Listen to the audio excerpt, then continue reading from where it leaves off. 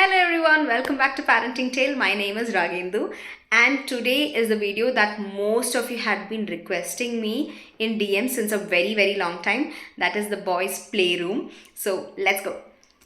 Welcome to the boys playroom. So I'm going to take you through each section. So as you enter, this is the first thing. This is a busy board where there are so many things, the locks, the whatever, the switch, lace, zipper. There are so many things for them to be busy with, and my children absolutely love playing with this.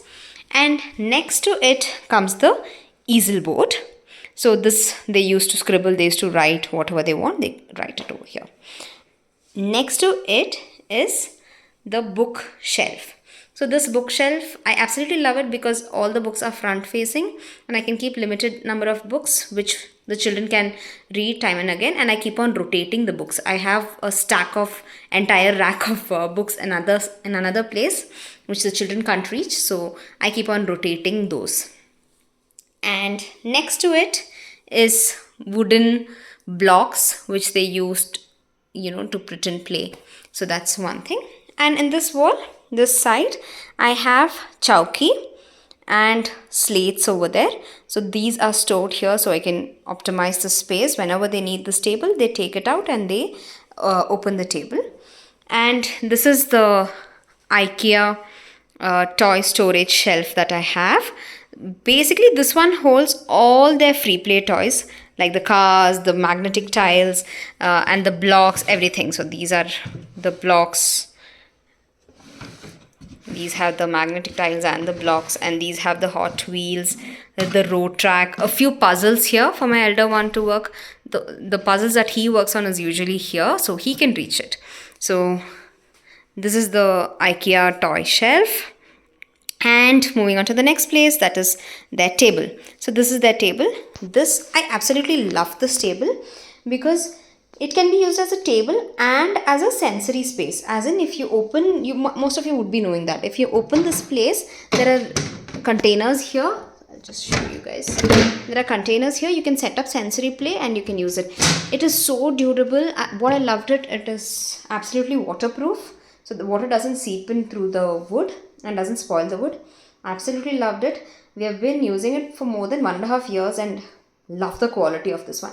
I'll share the link of this table also in the description so you guys can go ahead and check. And here's a beautiful chair. I love this aesthetic look of this chair and that's why I got it. But it goes with it. So I absolutely loved it. Moving on to my favorite place, that is the Montessori shelf. So this is the Montessori shelf that I am using for my son. So the younger one is working on shelf right now. The elder one doesn't work on shelf anymore. He's more into reading, writing practice. So we don't work with materials much. So I'll just share what all are there here. So this is Unity in Diversity dolls, where there are many dolls from different regions and religions. So that is one.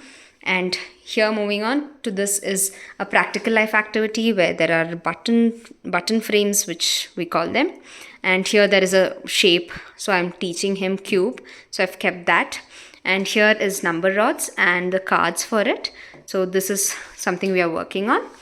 And sandpaper letter. Sandpaper letter basically to teach phonics. So I'm using this. And this is a sorting activity. And moving on to zoology, I have a few animal figurines which he's learning the name of, and a tracing board for him to trace sleeping line. Okay, so this is what we are currently working on.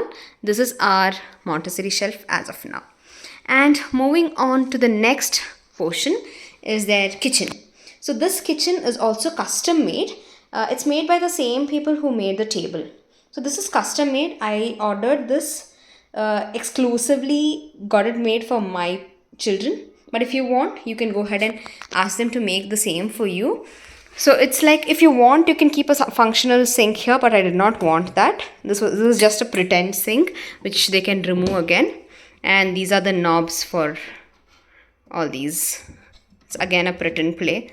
So it's hard to open. Okay. So here are their stuff for it. I've just shown you how it's kept, not changed anything. So they have their pretend vegetables, their cooking utensils, and all of those. So that is that. Moving on from there, we have our display board. I highly believe that, if children are shown the things that they have learned, it's easier for them to just go quickly, look at it, and grasp. So I made these tables for my elder one and the number chart for my younger one. So they both absolutely love coming here and just having a sneak peek of what's there. So this is the next thing. So this is how I have kept the display board. It's at their level. Okay, so moving on from there, this is their Lego set. So there is the entire Lego collection are inside these two boxes. So whenever they need to build, they take it up to the same table here and they make things, or even on the floor.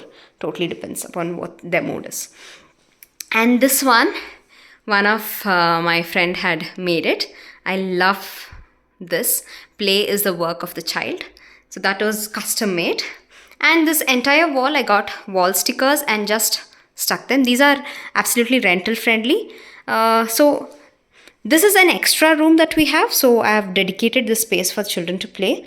So here is a sofa cum bed. So if any guest comes, you can just make this as bed and use it.